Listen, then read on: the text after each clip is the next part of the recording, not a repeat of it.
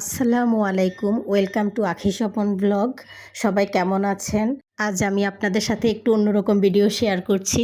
চলুন দেখে নিন কী করছি আমি গত সপ্তাহে গিয়েছিলাম আমার শ্বশুরবাড়িতে আমার শ্বশুরকে দেখার জন্য। উনি খুব অসুস্থ, তাই তো নোয়াখালীতে যাওয়ার পরে আমরা এক সপ্তাহের মতো ছিলাম।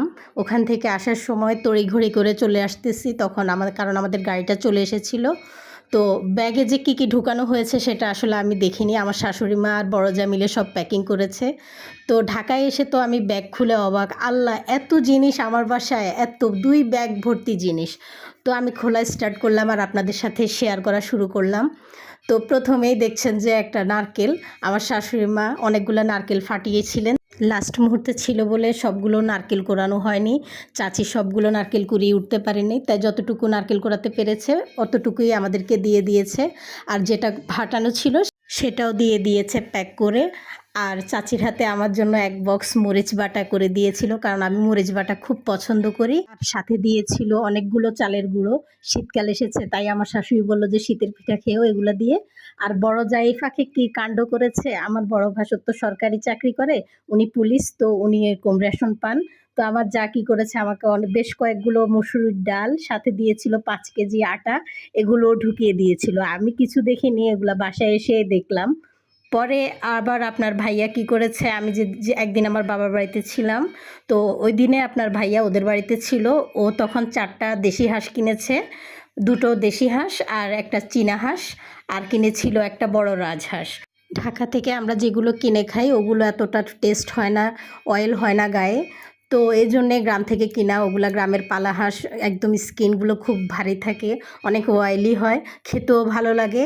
এজন্যে এতগুলো হাঁস আমরা একসাথে কিনে নিয়ে এসেছি গ্রাম থেকে। বের করার শেষে দেখলাম যে না, ভালোই হয়েছে হাঁসগুলো, দাম অনুসারেও ভালো হয়েছে, প্লাস ওদের গায়ে বেশ মাংস ছিল। তো আমি দেখে ভালোই খুশি হলাম যে এতগুলো হাঁস কেনা হয়েছে আমার জন্য। আপনাদের ভাইয়া জানে আমি আসলে হাঁসটা অনেক পছন্দ করি, এই জন্যে সে কাণ্ডটা করেছে। আমি জানতামই না, আমি পরে দেখে অবাক, মনে মনে অনেক খুশিও হয়েছি যে ও আমার পছন্দের কথাটা মাথায় রেখেছে। আপনারা সবাই দেখে বলেন তো, হাঁসগুলা কি সত্যিই ভালো হয়েছে, নাকি আমি যা বলেছি সেটার সাথে ঠিকঠাক মিলে নাকি? সবাই একটু কমেন্টস করে জানাবেন। এবার দেখাবো আরও একটা মজার জিনিস। আপনাদের ভাইয়া কি করেছে, 3টা শোল মাছ কিনেছে, তার সাথে কিনেছিল তেলাপিয়া মাছ। তখন আমি আর আমার শাশুড়ি মিলে সব মাছগুলো কেটে পরিষ্কার করেছি, তারপর ভালো করে ধুয়ে নিয়েছিলাম, ভাবিকে দিয়েছিলাম ফ্রিজে রাখতে। তো ভাবি ফ্রিজে রেখেছিল সব কিছু। এত বাজার একসাথে আমাদের ব্যাগে ঢুকাতে গিয়ে তখন ভাবি তেলাপিয়া মাছটা খেয়াল করে ঢুকাতে পারে নাই, তাই ওগুলা থেকে গিয়েছে।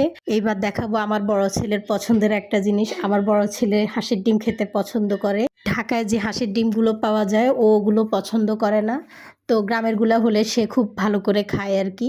তো এজন্য ওর বাবা ওর পছন্দের কথা মাথায় রেখে চাচির হাতে অনেকগুলো ডিম কালেক্ট করিয়েছিল। তো আনার পরে দেখি যে প্রায় 60 পিসের মতো হয়েছে। এতগুলো ডিম একসাথে আনতে গেলে ভেঙে যাবে, তাই আমরা এগুলোকে ট্রেতে করে নিয়ে এসেছি যেন একটাও না ভাঙে। মাশাল্লাহ, একটা ডিমও ভাঙে নাই। এর মধ্যে প্রায় আমরা 10টা ডিমের মতো খেয়ে শেষ করে ফেলেছি। তো এই জন্যেই দেখছেন এই জায়গাগুলো ফাঁকা। আসলে ভিডিওটা করতে দেরি হয়ে গিয়েছিল, তো এই জন্য দেখুন ব্যাগ থেকে বের করার পরে আমার সিং এরিয়া পুরোটা ভরাট হয়ে গিয়েছে। আসলে আমার শ্বশুরবাড়ির সবাই অনেক ভালো, আমাদের সবার সাথে সবার খুব ভালো সম্পর্ক।